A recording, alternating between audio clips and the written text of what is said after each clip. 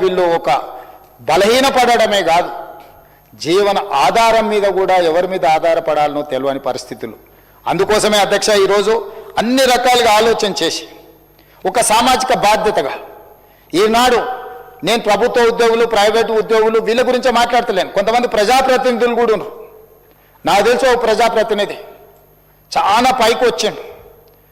వాళ్ళ తండ్రికి క్యాన్సర్ వస్తే అతను మంత్రిగా ఉండే ఆ తండ్రిని కనీసం బజార్కి వెళ్ళి ఏమైనా పండ్లు కొనుక్కోవాలంటే కూడా తీసుకుపోయే పరిస్థితి లేదు. అతను పాపం నడుచుకుంటూ పోయి ఆయన కావాల్సిన ఫ్రూట్స్ ఇంట్లో భోజనం పెట్టక భార్య భయానికి తండ్రి యోగక్షేమాలు కూడా కనుక్కునే పరిస్థితి కొడుకు లేకపోతే పాపం అతనే నడుచుకుంటూ పోయి ఆ పండు పొలాలు తెచ్చుకొని ఆయన జీవితం ఆయన గడిపాను.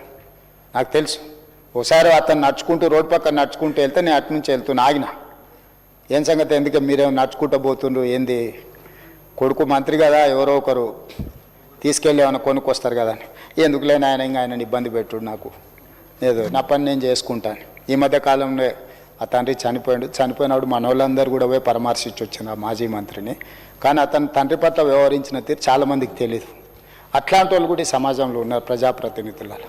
అందుకే ఈ చట్టం ప్రభుత్వ ప్రైవేటు ఉద్యోగులకే కాదు అధ్యక్ష, ప్రజాప్రతినిధులను కూడా ఈ చట్టం పరిధిలోకి తీసుకొచ్చిన. ప్రజాప్రతినిధులుగా గొప్ప గొప్ప ఉపన్యాసాలు ఇచ్చేటోళ్ళు కూడా కన్న తల్లిదండ్రుల పట్ల బాధ్యత నిర్వహించిన వాళ్ళని కూడా నా కళ్ళతో చూసిన అధ్యక్ష. అందుకే ఈరోజు ఈ చట్టం ప్రజాప్రతినిధులతో పాటు ప్రభుత్వ ఉద్యోగులతో పాటు ప్రైవేటు ఉద్యోగులతో పాటు ఎవరెవరికైతే తల్లిదండ్రుల పిల్లలు ఉన్నారో, పిల్లలు స్వార్థంతో కూడుకున్న ఆలోచనతోని తల్లిదండ్రులను నిర్లక్ష్యం చేసినరో ఆ పిల్లలకు గుణపాఠం చెప్పడానికే ఈ చట్టం తెచ్చినాం అధ్యక్ష.